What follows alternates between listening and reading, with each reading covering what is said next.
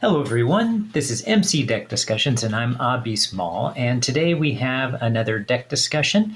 This is for Game 2 of Season 2, and we have here Spider-Ham, a Justice deck with 40 cards called Pig Team 6, and this deck was built to go up against Red Skull.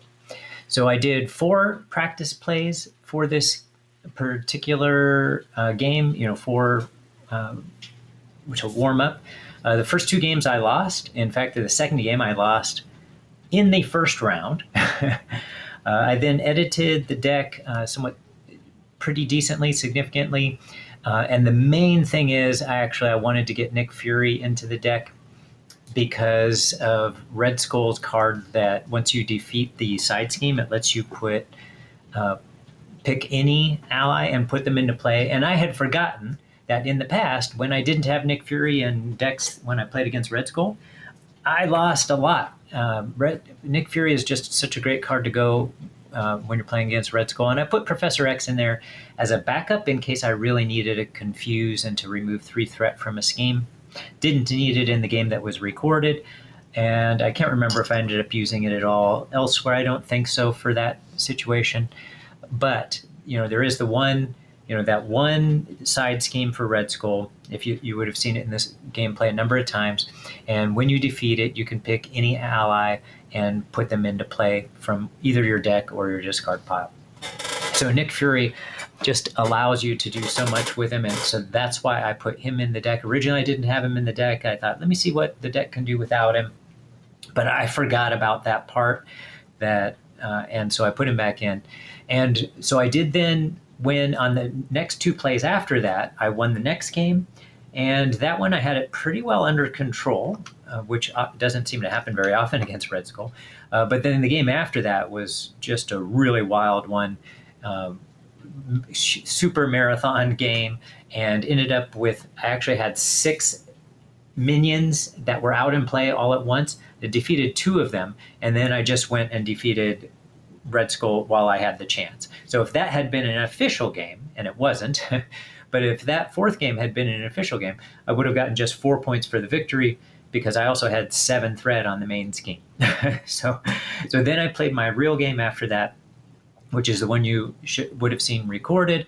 And spoiler alert in case, if you wanted to see that first, and be sure to pause this, go see that. But I'm going to say right now, so the result was that I won, and overall it was a good back and forth throughout the game, but I felt like overall I kept it under control well as well, and ended up defeating him and getting the full victory. So here is the final deck. Oh, and by the way, for Season 2, be sure to check out the other content creators, their games, and the other videos they're putting out. So we have 2 pods. This is the pod that I'm in right here, so you can check all of them out. And then there's another pod, and the other pod also includes somebody who's not a content creator who's participating in it as well. And then here you can see my draft picks, and of course I'll have the link for the deck in the description of the video, so you can check all of that out. And then I did update the tournament points, how that works. So you're welcome to read that in order to see how that's updated in addition for this season. So I think we made some nice changes to update it. And the other update we made was that we could play against villains out of order so that there wouldn't be viewer villain fatigue. So that when people are watching the games, they're not seeing every single video where everybody's playing against the same villain at the same time. So this way we can pick them. So I decided that for sure I was going to use Justice against my first 2 villains. And I thought, well, why not, go back to back? Plus we can kind of see a difference between this deck and the one that I did build for Spider-Man Miles Morales. And I'll try to remember to mention those as we go. So as far as the allies are concerned, we did have, it's called Pig Team 6, mostly because I liked the sound of it, like SEAL Team 6. So that's why I chose it. And then I justified it after choosing the name because I do have 6 web warriors as allies that I added, and we have 6 upgrades. So that's my afterwards, but I just liked the name Pig Team 6 for Spider-Ham. All right, for the allies then, we did have Ghost Spider, MaNemJeff. So MaNemJeff was one I decided that was pretty important to add. Try to get MaNemJeff out there and control, be able to discard and control some of the cards that are coming out for Red Skull. Make sure I didn't get a scheme at a bad time.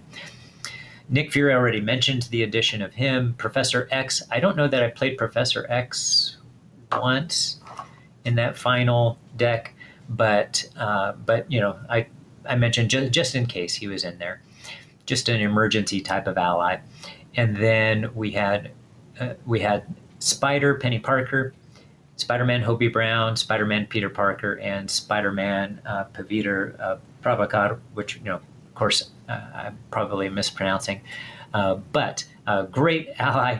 And as you saw, he actually ended up winning the game at the end, but pretty much anybody could have.